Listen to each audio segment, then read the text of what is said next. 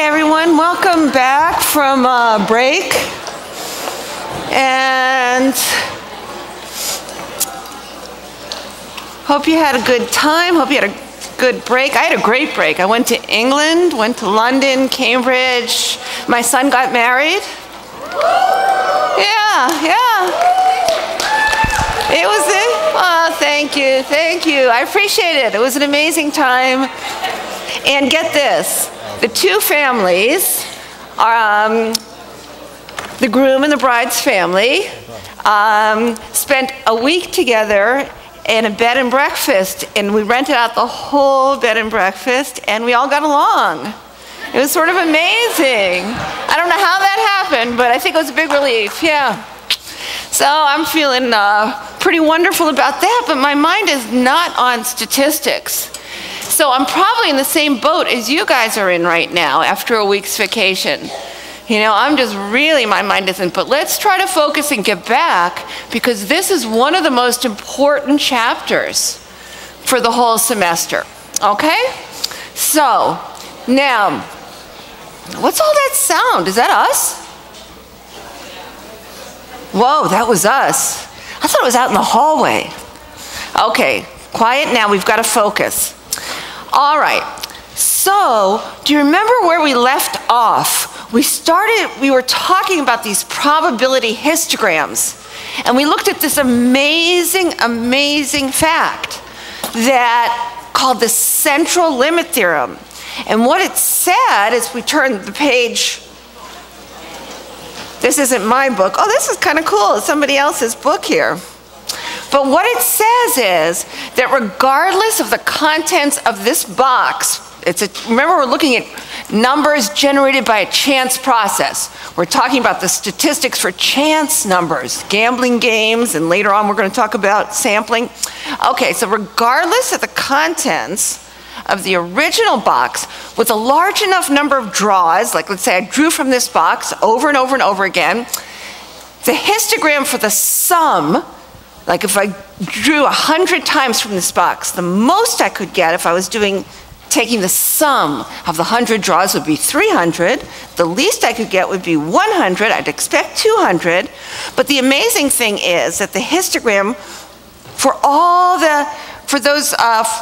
the likelihoods of 1 and everything in between, you know, from 1 to 3, the histogram would look just like the normal curve. And same for this one. But this box is more abnormal to begin with, so it would take longer for it to reach normality. I'm afraid to switch to the document camera to show you what I mean, but I think a visual is helpful here. I'm afraid, because I heard something weird might happen, but let's see what happens, okay? So we're going to switch to the PC for just a moment, and, okay, and we'll see if this works. Whoops, I gotta switch to Internet Explorer. Sorry about that. Okay, and so now, just look at what, Stat 100, right? You know what, I stopped dreaming about statistics over break. I was dreaming about it, can you believe that?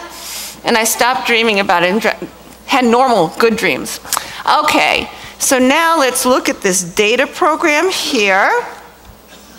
And you can do this yourself if you have Java enabled on your computer.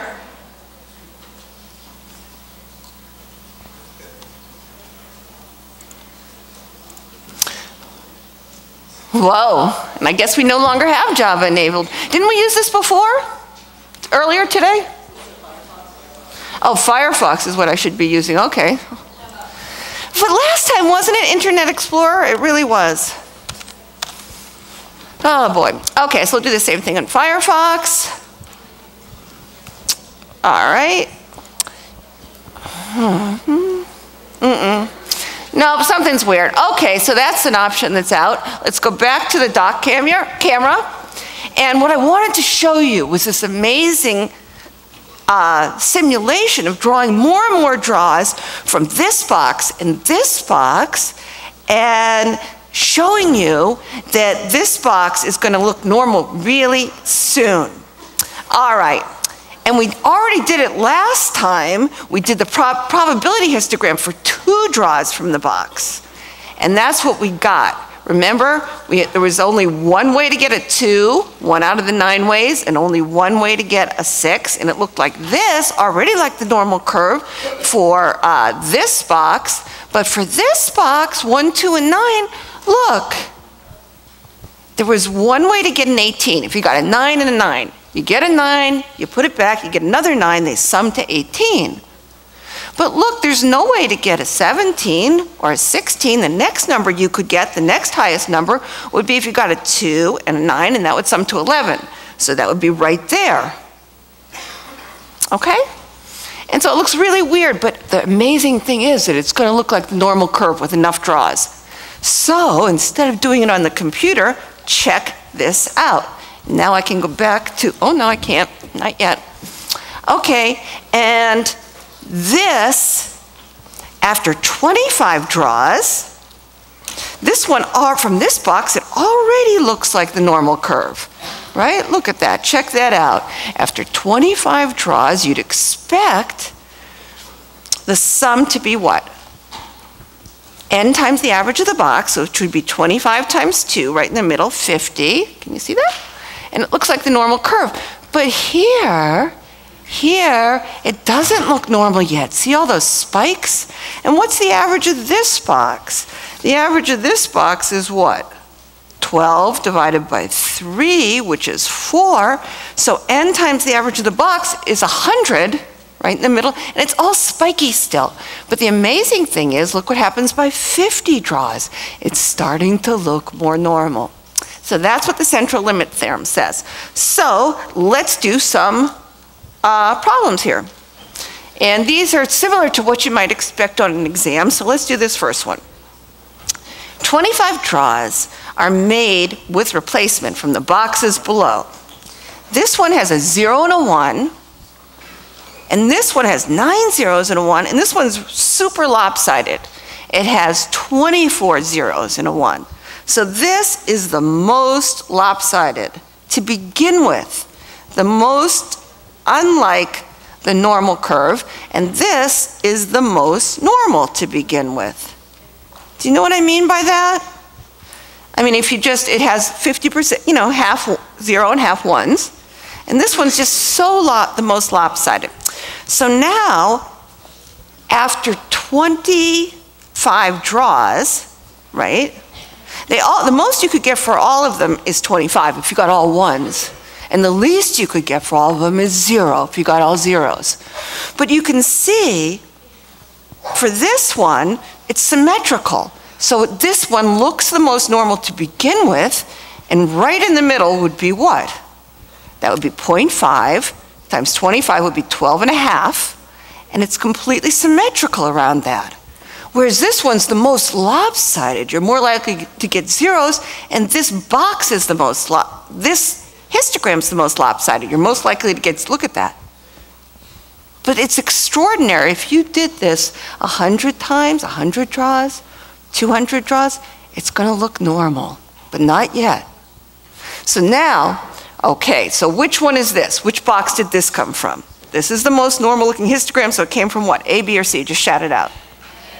A! And this is the most lopsided, so it came from which one? C. So this has to be B. Okay? You got the idea. Now let's look at the next one. The next one is you're drawing all from the same box. It's an incredibly lopsided box. It has 99 tickets. It's like this. It has 99 zeros. You're almost sure to get a 0, and only one 1, like that. All right? So it will become normal eventually, but it's going to take it a long time, right? Now, what is the question asked? Below are what do I mean by it will become normal? The probability histogram, if you summed up the draws, will become, for the sum of the draws, will become normal after a while, if you have enough draws from the box. All right, so which histogram is which? Which one is the sum of 100? Which one is the sum of 400? And which one is the sum of 900? Well, which is the least normal looking? This one is the least normal looking. And this is the most normal looking. The most normal looking. Okay, so which is this? 100 or 400? You know it's an extreme. Which one? What? Which one's it's gonna take it a long time to reach normal. So which is the first one? For 100 draws. 100 draws. Okay? That's for 100 draws. And this is for what? 400 draws, and this is for 900 draws. That's the central limit theorem. All right. So it enables, the beauty of the central limit theorem is that it enables us to do what? To use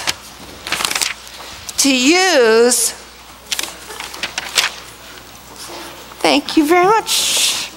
That's yours. It enables us to use the normal approximation for chance numbers. For chance numbers. We've already used this normal approximation a lot. Z-scores, you've already used it a whole lot. Remember? But we could only, what did we use it for? We used it not for chance numbers, but just for a given list of numbers, a known list of numbers, or a known data set. Like we used it for what? We could use it for questions, variables like what's your height? Or what's your weight? You know, ones that follow the normal curve. But we couldn't use it for anything else, like for how many pairs of shoes you had. That was very skewed to the right. Or for our exam scores, which are very skewed to the left. We couldn't use it for many, many, many data sets. We could only use it for those that followed the normal curve. Well, the most amazing thing about the central limit theorem is that it enables us to use the normal approximation no matter what the original data looks like.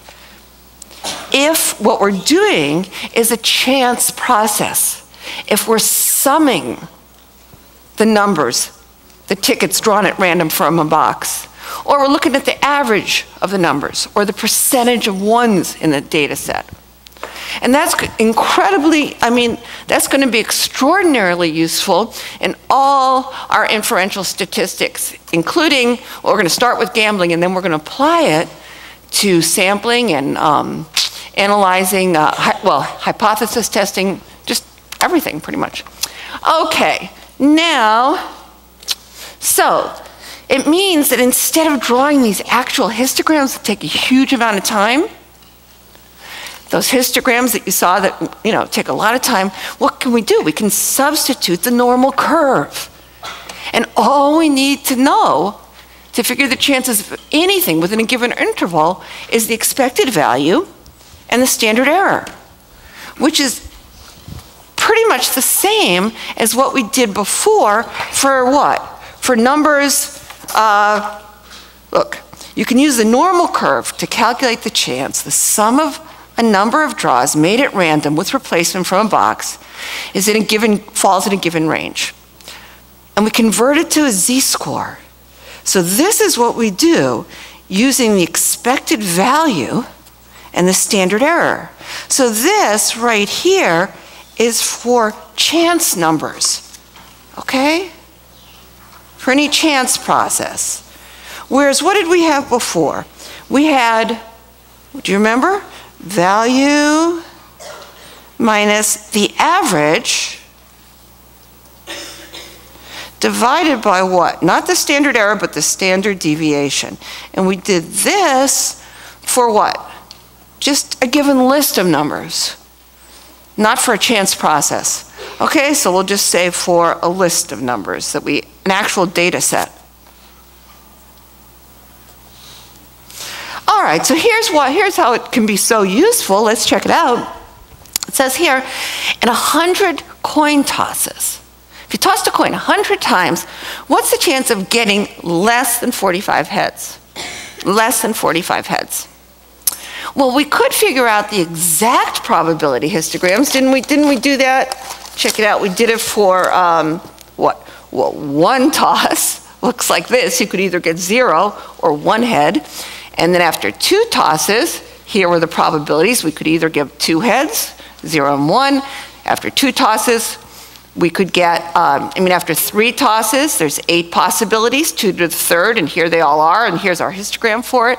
And after 4 tosses, there's 16 possibilities, and we drew them all out. This is on page 177, and you can see it already looks normal. And after 4 tosses, you'd expect half heads too. So, do you know guess how many possibilities there'd be for 100 tosses? It would be 2 to the 100th, which is an extraordinarily large number. We looked at that last time. Remember, I told you if we tried to write down all the possibilities, 2 to the 100th, we said that that's equal to 1.27 times 10 to the 30th. Didn't we talk about this last time? And I told you that if you wrote 100, if you wrote the possibilities down on sheets of paper, and you wrote 100 possibilities on one sheet of paper, and then the next you wrote 100, and the next, there'd be what? 1.27 times 10 to the 28th sheets of paper?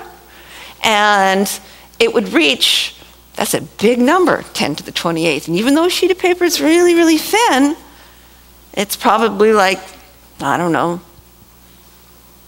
what, 0.003 inches or something like that.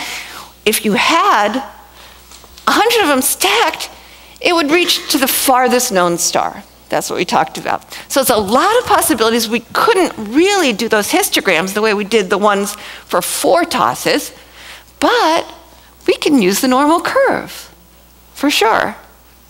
And so we can figure the chance of getting less than 45 heads just using the normal curve. Hey, what do you intuitively think it is? What do you think the answer to this question is? Write it down. I'm just curious. Just write it down for you. What do you think? In 100 tosses, what's the chance of getting less than 45 heads? What does your intuition tell you? Let's just think about it for a moment. Okay? So 100 tosses, we're going to translate to a z-score, but let's just think. In 100 tosses, you'd expect right in the middle how many heads? You could get as many as 100 way, way, way out. You could get 0. That's very, very unlikely. But what would you expect right in the middle? How many heads? 50. All right. So the question's asking us where to place 45 on this normal curve. Is it going to be really unusual? Is it going to be really close to 50? That's what the question's asking us. We're going to translate 50 into a z-score. That's what we're going to do. But intuitively, do you think 45 would be... This actually, never ever crosses, it never gets negative. There's never going to be a negative chance. And this goes all the way to 0 heads in this direction, but it's such a tiny chance. And it goes all the way to how many heads? What's the highest you could get? It'd be so unlikely, but flipping a fair coin, theoretically, you could get what? If you flip it 100 times, what's the most heads you could get? 100. So theoretically, this curve goes way out to that, just goes on forever in either direction. Okay, goes on for a long, long time. Now, we expect to get 50. So you can just write down for your own, just write down some number, what you think it would be, and let's figure it out exactly now. Where do we put 45 on here? Is it going to be pretty likely? Is it going to be very unlikely? Where's it going to be? That's what we're going to try to do. Okay? So, we start by translating it into a box model. So, draw a box model for tossing a fair coin. So, what should we put in the box? Remember, the key is don't think about it for 100 draws, even though that's what we're doing. Think about it just for a single toss. It's so much easier to draw the box model for a single toss. So, on a single toss, you could either get 0 heads, which is a tail, 0 heads, or 1 head with equal likelihood. So that is our box model. All right, now find the expected value and the standard error for the sum of 100 draws. Well, the expected value for the sum, it's going to be 50. And you really wouldn't have to do any more work. On an exam, if you just used your intuition and said 50, you will get it right because you really don't need a formula. But if you wanted to use a formula, you remember that the sum is the only one that even has a formula. The average and the percent is a no-brainer. It's the same as the sum does have this formula, n times the average of the box. And we better get 50. And n is the number of draws. So right here is n. That's 100. And the average of the box is obviously what? Obviously a half. Because you have one of these, which is 0, one of these, and one of those. So we have 1 0 and 1 1 over 2 tickets. And that's a half, but you knew that already. Times a half, and of course we get 50. So that's the expected value of the sum, but we knew that to begin with. We didn't really have to do any work. The interesting thing is we know that the expected value is 50. We know 45 is 5 less. We just don't know how many standard errors that is. That's what we got to figure out, how many standard errors. So the standard error for this sum, and that's the one that's not intuitive. You can't just pop that off the top of your, just blurt that out. And I don't know anybody who intuitively thinks statistically from the get-go. I mean, they might have, certainly statisticians after a long time, a lot of practice, start to think statistically, but I don't know anybody who started off hardwired to think statistically and know that the standard error is the square root of n. Whereas everybody knows this, people wouldn't have known the square root of n times the standard deviation. Who would even think of a standard deviation intuitively? Or the square root. So that's what it is, the standard deviation of the box. That's that important square root law, where standard error is the same, is basically a standard deviation for a chance process. That's how you remember that. But the more draws, the variability changes with the number of draws. And for the sum, it's multiplied by the square root of n. All right, so we have the square root of n is 100 draws times the standard deviation of the box. You probably remembered that for a 0, 1 box, the standard deviation and the average are both a half. Why? Well, because the average is a half and we only have 2 deviations. 1 deviates, 0 is a half below a half, and 1 is a half above a half. So the only 2 deviations you have are a half and a half, so your typical deviation has to be a half, right?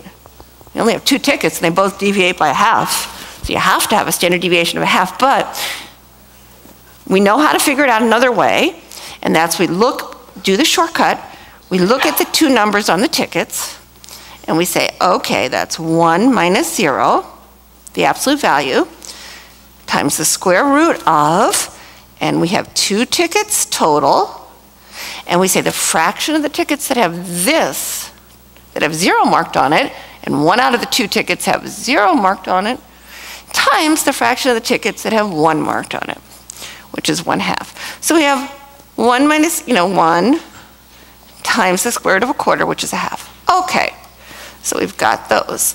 So we have the square root of 100, which is 10, times a half. So our standard error is 5. So now we'll see, I bet you can see where 45 is going to be placed. Here's a z-score of 0. And if we go down 5 to 45, we're only going down 1 standard error. You can see where we're going to end up. Okay, so we're just going to use the formula, though, to see that we're going to end up right there. So z equals, remember, the value, which is 45, minus, not the average, but the expected value over a standard error. So that's 45. Now, which expected value should I be talking about here? What am I talking about? Am I talking about sums, averages, or percents? Sums.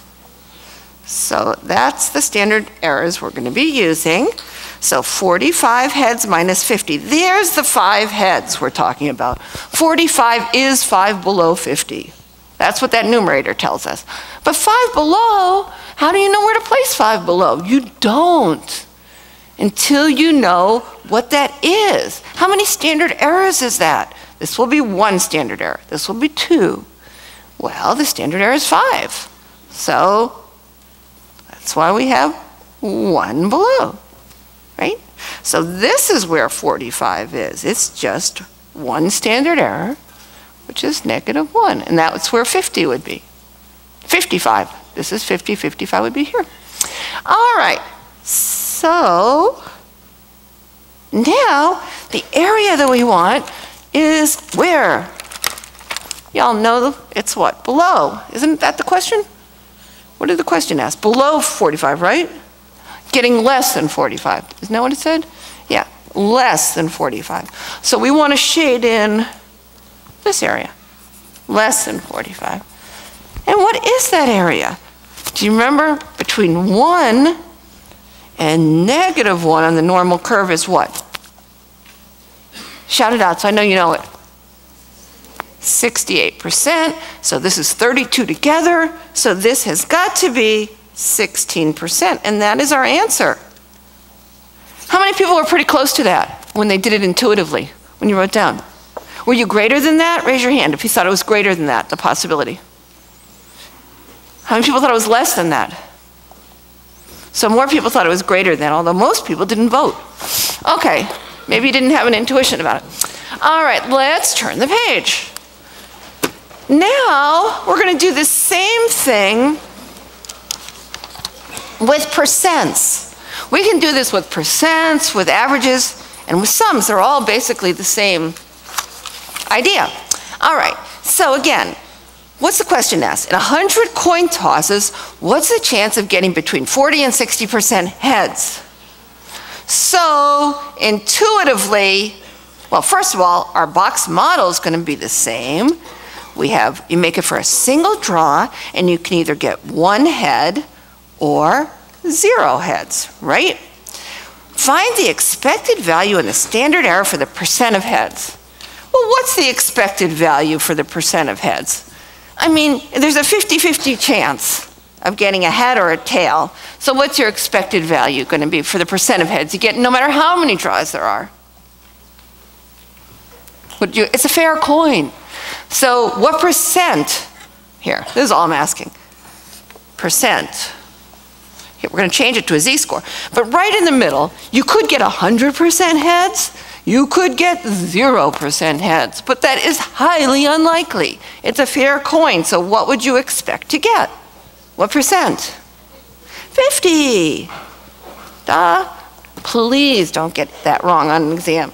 That would make me feel like I taught you less than you knew when you were about 8 years old, when you probably already would have known the answer to that.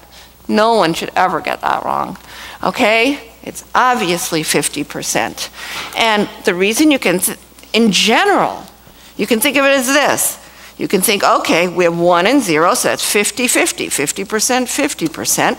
So obviously, the expected value for the percent is the same as 50%, and the expected value for the percent of anything is going to be equal to the percent of, well, if it's a percent problem, you're looking usually at 1s and 0s. You classify it into it either is that category or it isn't. So it's just the percent of 1s in the box. So if it was, oh, I don't know, tossing a die, or let's say it was just an unfair coin, you know, and it had 20% likelihood or 45% likelihood, then it would be 45%. Okay, so we've got that. So that doesn't help us at all because what are we trying to figure out? 40 and 60. Okay, so what's the chance you're going to get between 40 and 60% heads? Where's that going to be? You might just want to think intuitively what you feel where it would be. What would be the chance in 100 coin tosses that you'd get between 40 to 60? Do you think it's overwhelmingly likely? Do you think it's about, where do you think it is on here, between 40 and 60? It's really hard for people to have, most people don't have a real good intuitive sense of that. You can write down just for your own what you think the answer is going to be, and then we'll figure it out. Okay. Where do you think? What do you think? This is the question we're asking. What's the chance of getting between 40 to 60% heads? Do you think it's over like 99%, 90%, 80%? What do you think it is? Okay, well, maybe only 50%. So what do we have to do? We have to figure out the standard error. We'd expect to get 50%, give or take what? And that is, well, standard error, right away I'd write down standard deviation. It's like a standard deviation. Now the question is, are you going to multiply or divide by the square root of n? Which do you think? For a percentage. Do you think your error is going to grow the more time you use it or shrink? What do you want me to do? Divide or yell it out? Divide. Okay, so you know the answer. All right, so that's the square root of n, and that's not a percent yet. That's just a decimal. To change it to a percent, I have to multiply it by 100, and that changes it to a percent. All right, so it's going to be divided by the square root of, what's n? 100 times 100%. But now we have to put the standard deviation. Well, it's just the standard deviation of this box. We already know it. We just figured it out last time. But if you wanted to figure it out alternatively using these numbers instead of, what did we do last time? We had 1 and 1, so we did it like this. Well, we can do exactly the same thing with, we can say 50%, 50%. Okay, it's exactly the same thing. So we will, and we'll say the standard deviation, the absolute value of 1 minus 1, times the fraction of the tickets, the percent says 0.5, times 0.5. Don't write it as 50 times 50. This has to sum to 1. That's the fraction. Okay, so it's the square root of 0.25, and we know that's a half or 0.5. All right, so we'll put that right in there. That's 0.5 divided by 10 times 100 is 5%. Not a, that looks like the same thing we got with the sum. It is the same thing, just because we're taking it out of 100. Percent means out of 100. Sum out. If it was any other number, it wouldn't be the same. You'd get a different number here. All right, now we're going to convert. Where are we going to put, let's take it these endpoints to z-scores. So let's do that. So, whoops, what do we want to do first? For both of them, we want to say z is equal to, this is our value, and this is our value, minus some expected value over some standard error. And we're talking about percents, not sum, so these are going to be percents. So for 45, we'll do it for 40, excuse me, 40% minus 50%. We know our numerator is negative 10. Yeah, we're 10%, but where do we place it? Well, we don't know until we know the standard error for the percent, which is 5%. So we see that it's negative 2. So that's where we put 40%, way down here in 100 coin tosses. It's really unlikely to get less than 40%. That's where it is.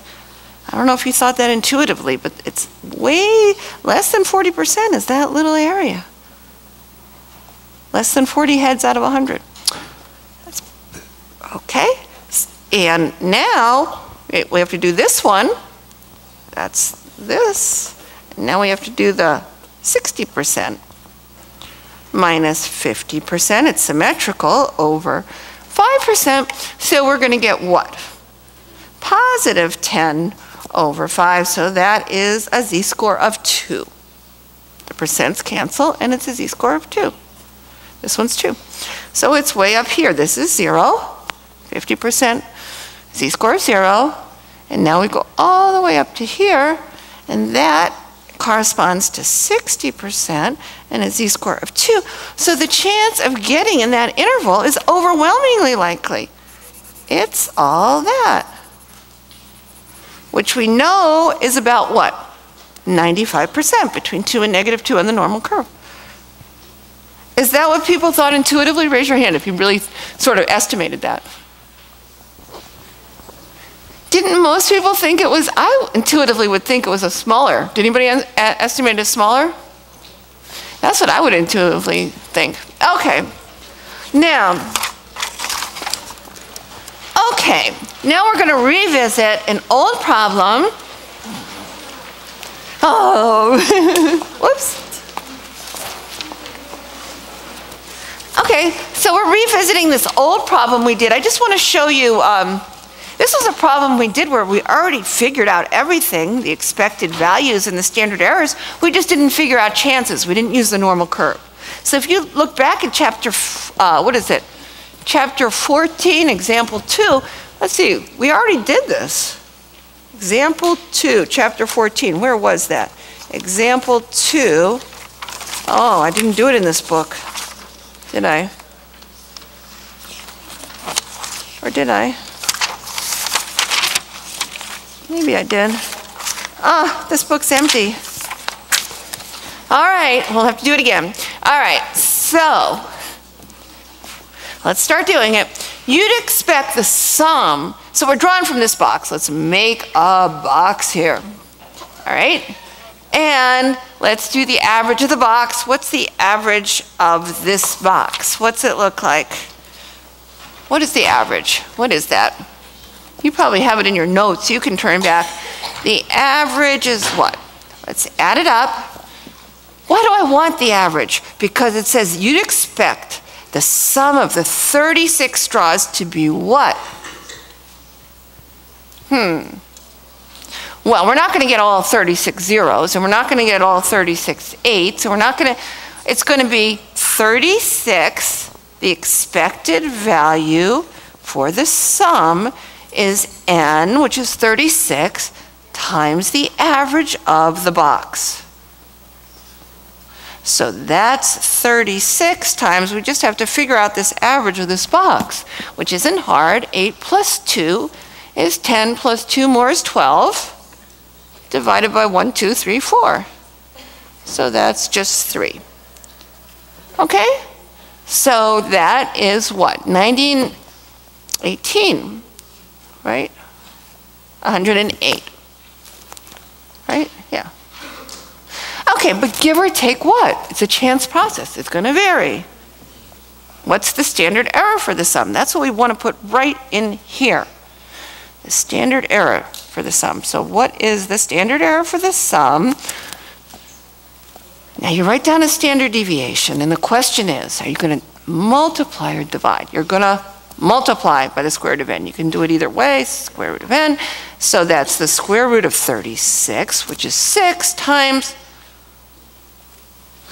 does anybody remember what it is, or should we have to do it from, do we have to do it from scratch? Want to look, do you want me to do it?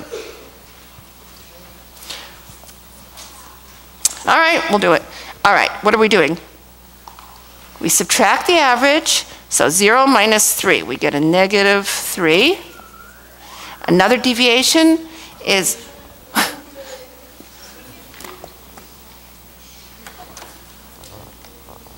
what's that? 2 minus 3. That's another one. We're just getting our 4 deviations. 2 minus, what's our last deviation?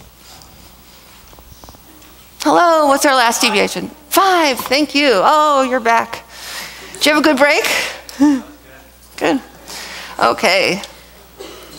All right, so now what do? We have to square all these. The root means square. Square, square, square, square. And then we have to take the mean, the average of them all, which is plus, plus, plus, plus, divided by 1, 2, 3, 4. And then we're finally going to take their square root. So that is going to be our answer. 25, 26, 27, plus 9 is 36. Square root of 9 is what? 36? 3. So there's our standard deviation. Where can I put it? So this equals 3. All right, times 3. So we have 6 times 3, which is 18. All right, we're good. So what does this mean? What's the chance the sum of the draws of the 36 would be greater than 120? So what do we know? As a z-score, right in the middle is 0. But as an actual sum, right in the middle is what? 108, the expected value. 108. That's what, and we want to know what? What's the question asked? 120, that's our value. That's 12 above. All right, where do we place that? We have no clue, right? 12 above, where's that going to be? And that's why we need statistics. We've got to say Z equals our value, which is 120, minus our expected value over our standard error. And we're talking about sums. Sum, that's what that says. That scribble, sum. All right, so that is 120 minus 108. That's where our 12 is. That we have no clue where to place that 12. It's 12 above. Until we divide by 18. So that is what? 2/3. So it's not even, it's just 2/3 of the way up to 1. Whoa, that's not really that unusual. So we have to get between 0.67 and negative 0.67. And what we want is the chance that it would be greater. So this is our chance right there. That's 0.67 corresponds to 120 is right there. All right, so we look up 0.67, and what do we get? 0.67 is,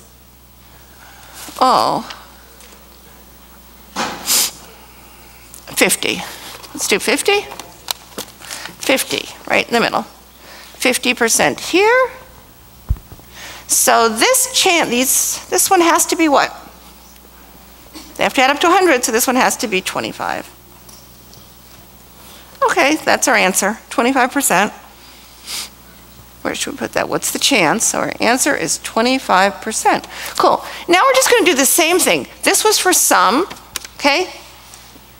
We're going to do average, and then we're going to do what? Percent. But percent of what?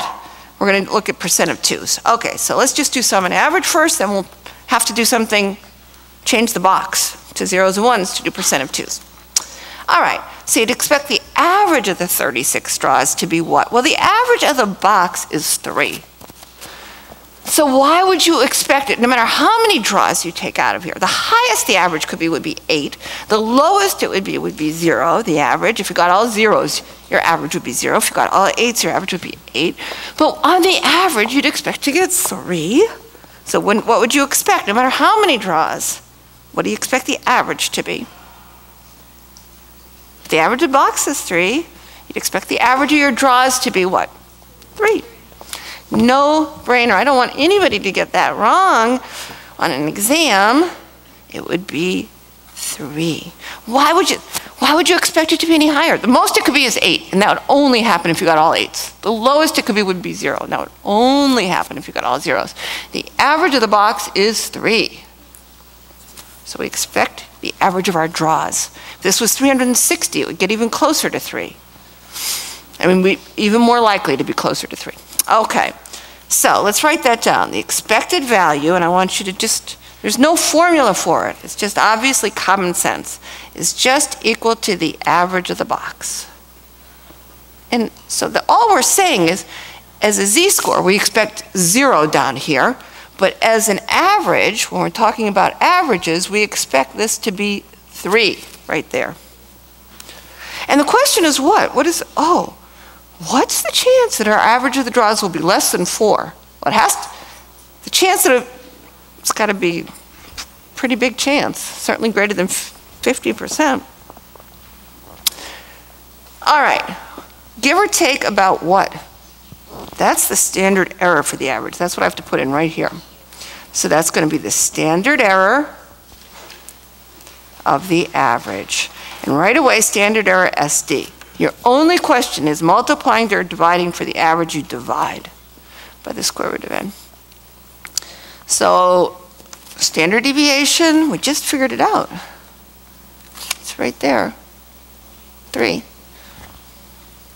right? So that's 3, happens to be the same as our average. Over the square root of, what do I put here, 100? Are there 100 draws? No. This is n. There are 36 draws. So it's 3 over 6, which is 0.5. That's what goes there. All right, now we can answer the question. Where to place 4 on here? It's 0.5 is 1, and another 0.5. So this would be 3.5, and that's where 4 is going to go, way up there. So the chance is going to be, what? You can do that in your head, but we'll do it out here. So z is equal to our value minus the expected value over the standard error, and we're talking about averages here. So we have 4 is our value, minus 3, it's 1 above. But 1 above is how many standard errors? 2, because the standard error is a half. So it's 2. This would take you to 3.5, and this takes you to 4. That's what that is. All right, so that is overwhelmingly likely, because we know, and what did I write here? You should all be saying, what is she doing?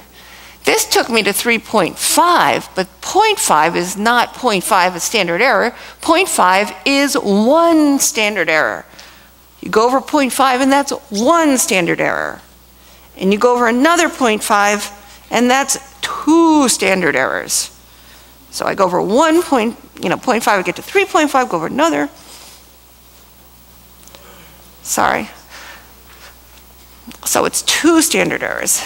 And between 2 and negative 2 is 95%, and this is 2.5%. These two are 5% together, 2.5%. Here we go. So our answer is 95, oh, it didn't look pretty. 95 plus 2.5.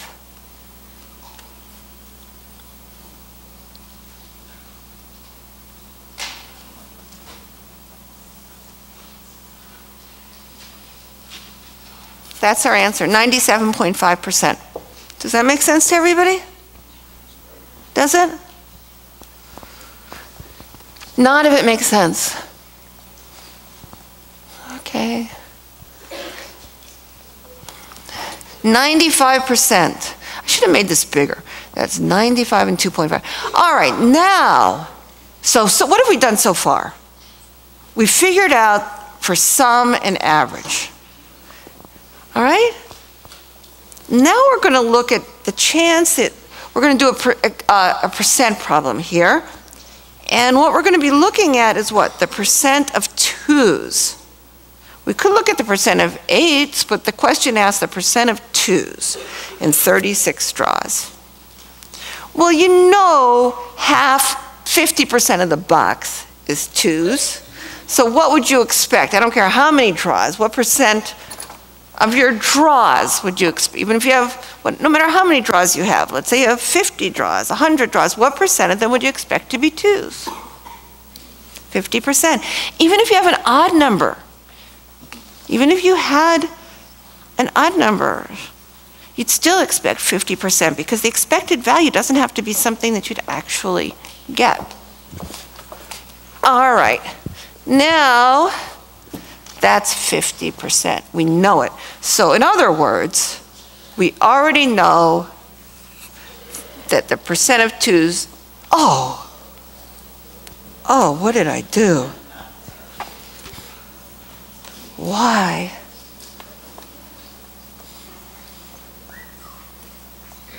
It's because the controls are really, they're very sensitive and they're really close to my hand. So now I just got to figure out what to do here. Okay. Ah, good, we're back. Okay. So you'd expect the percent of 2s to be 50%, and let's write that down. The expected value for the percent of what? Of 2s. And I don't care how many draws, is just going to be equal to the percent of 2s that are inside the box. And that's 50%. All right? And we haven't answered this question yet. This right here is going to be the standard error for the percent. That's what we're going to put in here. To find the standard error of the percent. How are we going to do that? We want to put it in there, the standard error, but how are we going to do it? The percent of 2's in the box. Well, the percent of 2's, if you get a 2, you're going to count it as, that's like counting up the number of 2's. If you get a 2, you're going to count it as 1 2. And if you don't get a 2, you're going to count it as 0 2. So we have to change this. We're only going to count it if we get a 2, so we have to change it to a box that just has 0's and 1's. So if we get a 2, like here, we'll count it as a 2, but if we get anything else, we'll count it as 0's. So do you see how it's just going to be 0? This one's going to change to 1 2, 1 2, and what's our last one? It's not 8, but what is it? How many 2's is it? 0. We're just interested in the percent of 2's. Whether you get a 2, you count it as 1. All right, so that's it. Now, because taking the percent, if I want to know the percent of girls in this class, if I came across a girl, I'd say I'd count her as 1 girl, 1 girl. Come across a boy, I'd count them as 0 girls. And I'd count up everybody, divide by how many people there are, and then multiply by 100 to get the percent. All right, so we're just doing, you always do that. With a percent, you're just interested in 0, 1 box. So the standard error for the percent is going to be always equal to the standard deviation, let's write, of a 0, 1 box. You're not going to use the standard deviation of that box. You can't. It's a whole different standard deviation. We're only interested in whether it's a 2 or not. Divided by the square root of n. So far, that would give me the fraction. But I have to multiply by 100 to get the percent. All right, you know this already, don't you? The standard deviation of this box, it's half 0's and half 1's. So what's the standard deviation? 1/2. Do I have to do it? I mean, you could, if you wanted to do it, you could say, okay, absolute value of 1 minus 0 times, how many tickets are in the box? 4. 2, half times a half. You can think of 0.5 times 0.5, square root of 0.25. So this is 0.5. That's our standard deviation. I'm glad you knew it, most of you. So that's 0.5 divided by the square root of, now do you remember what n is? 36. So it's 0.5 divided by 6 times 100. So that's the standard error. 5 6. All right, so that's what? I'm going to put it right here. That's 8.3%, right? 3%. Yeah. So that's our answer. 50%, give or take 8.3% right there. That's the standard error. Okay, question so far? By the way, what if it was the percent of 8's in the box? Then this 8, it would be a box that had just 1/4 of the box. 25% of the box would be 8's, would be 0's. Oh, 25% of the box would be 1's for an 8. And then the standard error would be smaller. We'd a 0.25 times, square root of 0.25 times the square root of 0.75. All right, what's the chance that the percent of 2's would be more than 60%? Well, we expect 50% 2's, correct? Which is a z-score of 0. And would be more than 60%? So 10%, 10 more is going to be where on here? 60% is going to correspond to where? Well, we just do z is going to be equal to, this is our value right there, 60% minus 50%. That's our 10%. We just want to know where to place that 10%. How many standard errors is it? Well, you don't know until you divide by the standard error, which was 8.3%. So it's 10 divided by 8.3%. So it's just a little over 1 is our z-score. Correct? A little over 1. So it's about 1.2. So that's where we're going to place 1.2. That's where we're going to place 60%. And what's the question ask? More than 60%. So it's going to be this area right there. Okay? So between 1.2 and negative 1.2, we have to look that up, would be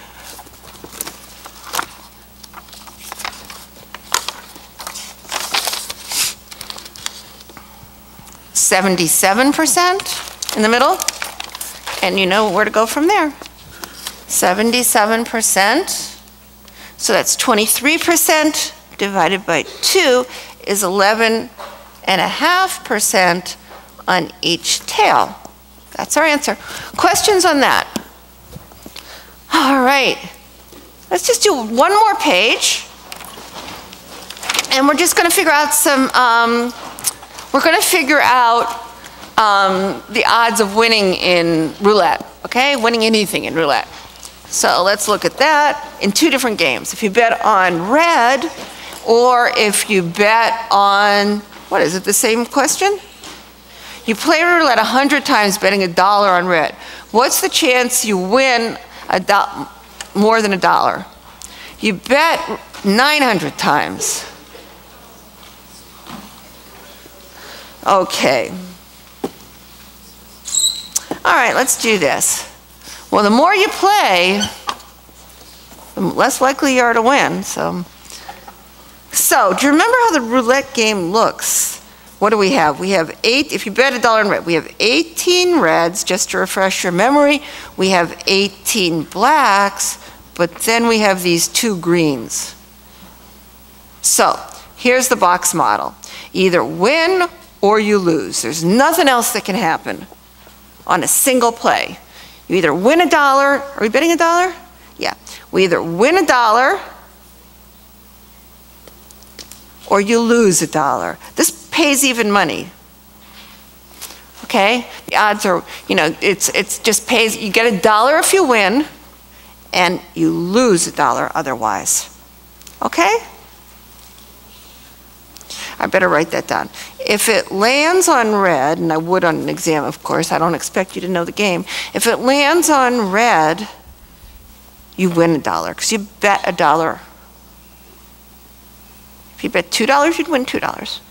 If it lands on the other 20 slots, otherwise, you lose $1. Okay, that's how the game goes. So here's losing $1, 18 reds, and 20 of those, 20 ways to lose. That's -1 and that's +1.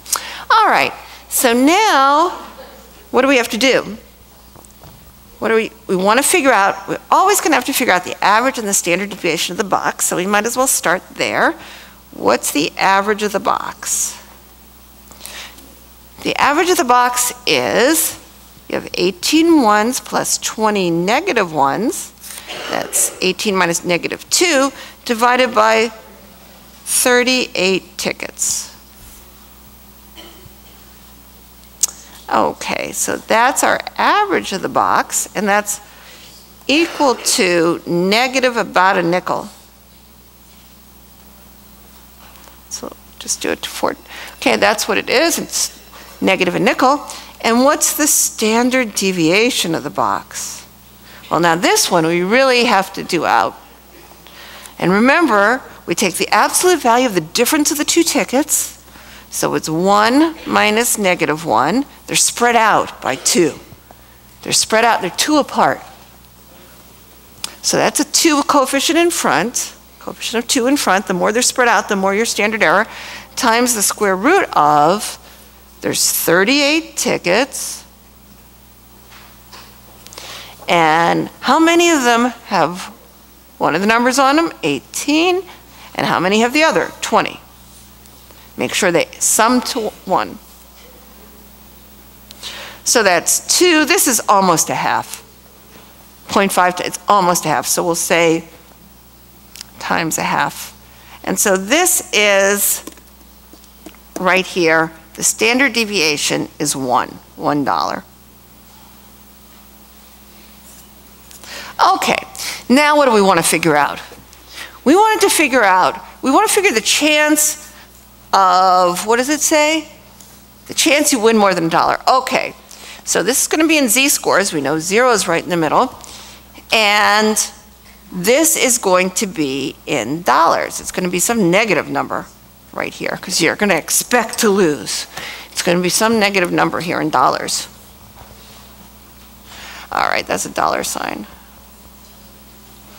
All right, now what's it going to be equal to here? That's the expected value for the sum is going to go right here. So we say the expected value for the sum is n times the average, and n is what? 100 times negative a nickel. So that's negative $5, about 26 cents. All right. An example where the expected value isn't something you could ever get. You're not going to get change ever in a roulette game because you either win $1 or lose $1. All right, now that's your expected value. And what's the question ask? Oh, when do you start winning? Where's 1 going to be? Where's it going to be when you start winning? You'd have to go up. And where's that going to be? Okay? So what do we have to do? We have to get the standard error for the sum, which is the square root of n times the standard deviation of the box. So that's the square root of 100 times what? This is an easy one, times $1. So that's $10 right there. These are dollars, by the way. Okay, so that's $10. All right, so now what do we want to do? We want to get a z-score. We know that when you start winning, it's going to be, if we added 526, we'd get up to 526, we'd get up to breaking even, and then we want $1 more, so 626. We want to know when we're going to start winning. Where is that? Where's that going to be? Where should I put it? It's going to be my z-score. My z is the value minus the expected value, it's sum, over the standard error for sum. So that's going to be equal to, I want to know when I start winning it's $1, minus the expected value is what? Negative what? 526, it's right here, divided by the standard error. I'm going to get rid of this so it doesn't confuse you. It's a z-score down there. Divided by what? Divided by the standard error for the sum, which is right here. This is the expected value, negative $5.26. All right, divided by $10. And that's a dollar sign. I don't even know where to put it. All right, so we have $6.26 positive, because we're this side, divided by $10. So that is, the dollar signs cancel out, and we get a z-score of what? 0.626. That's our z-score. So, our chance of winning is going to be pretty, not too low. So it's going to be right here. That's where we get $1. That's 0.626. And what is that chance? Well, you just have to look that up in the back of the book. 0.626. And 0.626, it looks like 0.626, sort of halfway in between there. 46.5, we'll just say 46. 46%, we'll say, we'll round. Between. It's just an approximation. I hope I didn't mislead you by doing this exact number here. All right, so what did I say, 46%? All right, and what do we want to know? We want to know of coming out ahead, more $1. We're doing an approximation, so I'm not saying $1 or more. It doesn't really matter if I say $1 or more than $1, because it's just such a small amount there. All right, so this right here is 54% for the two tails, so this has to be half of that, which is 27%, so that's our answer. Now, if you play 900 times, do you think your chance of winning is going to get bigger or smaller? Do you think if you keep playing more and more, your chance of winning is going to get bigger or smaller? Smaller. This is roulette. This is a gambling game where the expected value is negative. The average of the box is negative. It's going to get smaller. How much smaller? Let's see. Well, we have the same box, so we don't have to do as much work here. We have the same box. So the only thing that changes, just a different what? N. Just a different N. N is equal to 900 now, not 100. So the only thing that's going to change is these numbers right here. Everything else is going to remain the same. So let's see what we'd expect. So our expected value for the sum, instead of saying 100, it's going to be 900 times, here I have more room, I'm going to write it better. This is what I wanted to do. Put the negative 0.0526. So that's going to be what? Negative, it's going to be right here, $47. $47, I wrote this down, and 34 cents. Okay? So that's what we expect to lose. We expect to lose more because we're playing more. But how far do we have to get? How many standard errors before we start winning? This is our Z, and this is our dollars. So now our standard error for this sum, instead of square root of 100, we're just doing this. Instead of square root of 100, we have the square root of 900 times $1. So that's going to be $30. So that's these two numbers, all right? So now, we're going to replace what we had before with that and that. So I'll write it right here. So Z is going to be equal to what? Our value is still $1 minus, so it's $1 minus the expected value. It's going to be 48.34 on top, minus negative 47.34 over what? What's our standard error? 30. So that is 40, did I say 46? I meant to say 48.34 over 30. And that is what? About, no, I didn't write it down.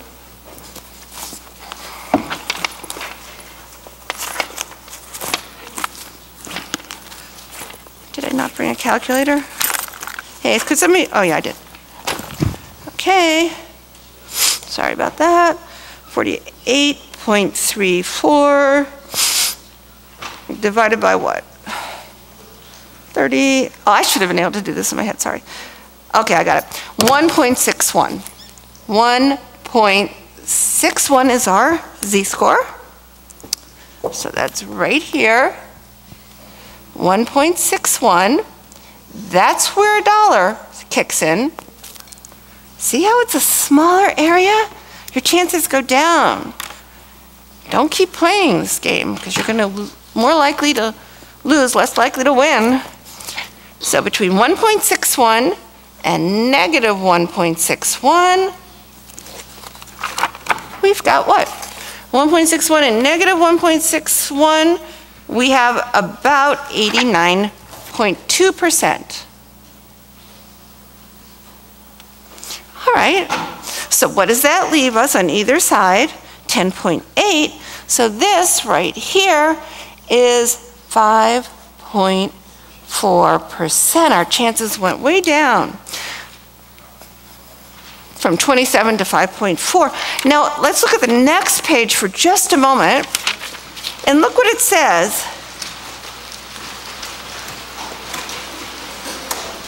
What is the chance of getting exactly 50 heads? Exactly. Well, I just want to show you, I'm not going to do this problem, I'm just going to give you a brief overview of it. Exactly 50. You know, in 100 coin tosses, 50 is in the middle. But if you've been doing it the way we've been doing it without assigning any area, how can you even do that problem? You have to assign a little smidgen of an area.